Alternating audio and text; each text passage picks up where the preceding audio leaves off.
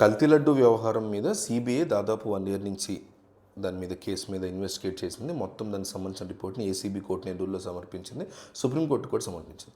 ఈ సమర్పించిన 2 చోట్ల కూడా ఎఫ్డిడిబి రిపోర్ట్ ఏదైతే గుజరాత్ నుంచి వచ్చిందో దాన్ని పొందుపరిచింది అంతే. దాని గురించి ఎక్కడ కూడా ఈ రిపోర్ట్ కరెక్టో లేకపోతే ఈ రిపోర్ట్ తప్పనో దాని మీద ఏ రకమైనటువంటి క్లారిటీ ఇవ్వాలి. సో ఆ క్లారిటీ ఇవ్వకపోవడం వల్ల అండ్ జంతు కొవ్వు కలిసినట్టు ఆధారాలు ఎక్కడ కనిపించలేదంటో అని మెన్షన్ చేయడం వల్ల కూటమి ప్రభుత్వం చెప్తున్నటువంటి నేరేటివ్ కంప్లీట్లీ అర్థం లేనిది అనే ఒక ఫీలింగ్ జనాలు క్రియేట్ అయింది. అయితే దాని అర్థం కూటమి చెప్తున్న ఇంకో నేరేటివ్ రాంగ్ అని కాదా? ఇంకో నేరేటివ్ ఏంటంటే తీవ్రమైనటువంటి కల్తీ జరిగింది. ఆ నేరేటివ్ కరెక్ట్ కాదు, కరెక్ట్ అబద్ధం కాదు, కరెక్ట్. ఎందుకంటే వైసీపీ చెప్తున్న 2 నేరేటివ్స్లో ఒకటి కరెక్ట్ ఒకటి రాంగ్, కూటమి చెప్తున్న దాంట్లో ఒకటి రాంగ్ ఒకటి కరెక్ట్. కూటమిది అయిపోయింది. వైసీపీ చెప్తున్నట్టు జంతుకు కరవలేదనేది 100% నిజమే. కానీ కల్తీయే లేదని వైసీపీ చెప్తుంది, పచ్చి అబద్ధం అని ప్రూవ్ అయింది. అసలు వాళ్ళు సప్లై చేసింది నెయ్యే కాదు అనే దాన్ని క్లియర్ కట్గా తేల్చి అవతలపడేసింది సిబిఐ. అసలు నెయ్యే కాదు అది, అదేదో పామ్ ఆయిల్ కానీ ఇంకోటి సుగంధ ద్రవ్యం లాంటివి కలిపారనేది తేల్చింది సిబిఐ. సో 68 లక్షల కిలోల నెయ్యి, ఎన్ని కోట్ల లడ్డూలు తిని ఉంటారు భక్తులు, వాళ్ళకి నెయ్యిని కలిపి వాళ్ళ ఆరోగ్యానికి దేవుడి పట్ల ఒక రకమైనటువంటి అపవిత్రతని అంటగట్టారనేది డెఫినెట్లీ 100% కరెక్ట్.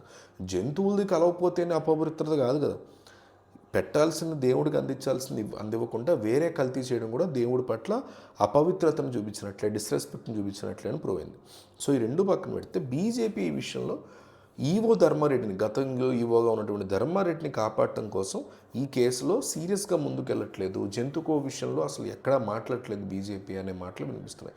ఈవో ధర్మారెడ్డి గతంలో ఆయన ఏదో ఐఆర్ఎస్ ఆఫీసర్గానే ఏదో ఉన్నప్పుడు అమిత్ షాకి అత్యంత సన్నిహితులు అని చెప్తున్నారు. ఇప్పటికీ కూడా ఆయనకి ఢిల్లీలో లాబింగ్ ఉందని చెప్తున్నారు. అందువల్లే ఈ కేసులో బలి పశువులను చేస్తూ టీడీడీకి సంబంధించిన చిన్న ఉద్యోగుల్ని వాళ్ళని పట్టుకున్నారని, జంతుకోవు లేదు పక్కన పెట్టదు, జంతు గురించి మాట్లాడలేదు నేను. ఇప్పుడు ఇంత దారుణమైన 68 లక్షల కిలోల నెయ్యి లోపలికి కల్తీ నెయ్యి రావడానికి, 300 కోట్ల పైగా అవినీతి జరగడానికి కేవలం అధికారులు మాత్రమే ఇన్వాల్వ్ అయి ఉంటారా? ఈవోకి కానీ, వైవి సుబ్బారెడ్డికి కానీ, జగన్మోహన్ రెడ్డి కానీ ఇన్వాల్వ్మెంట్ ఉండదా? ఇదే నా క్వశ్చన్. ఇదే క్వశ్చన్ నేను స్కిల్ డెవలప్మెంట్ కేసులో వేస్తా. స్కిల్ డెవలప్మెంట్ కేసులో అంత పెద్ద స్కామ్, అది చిన్నదైనా పెద్దైన స్కామ్ జరగడానికి అధికారులు మాత్రమే అక్కడ కారణం అవుతారా? ముఖ్యమంత్రి స్థాయిలో తెలియకుండా, మంత్రుల స్థాయిలో తెలియకుండా జరుగుతుందా? జరగదు. అక్కడ అది జరగదు, ఇక్కడ ఇది జరగదు. తద్వారా ఈవో ధర్మారెడ్డిని కాపాడటం కోసమే బీజేపీ ఈ విషయంలో సైలెంట్గా ఉంటుంది అనేటువంటి అపవాదు బీజేపీ మూట కట్టుకుంటుంది. డబల్ గేమ్ ఆడుతుంది బీజేపీ.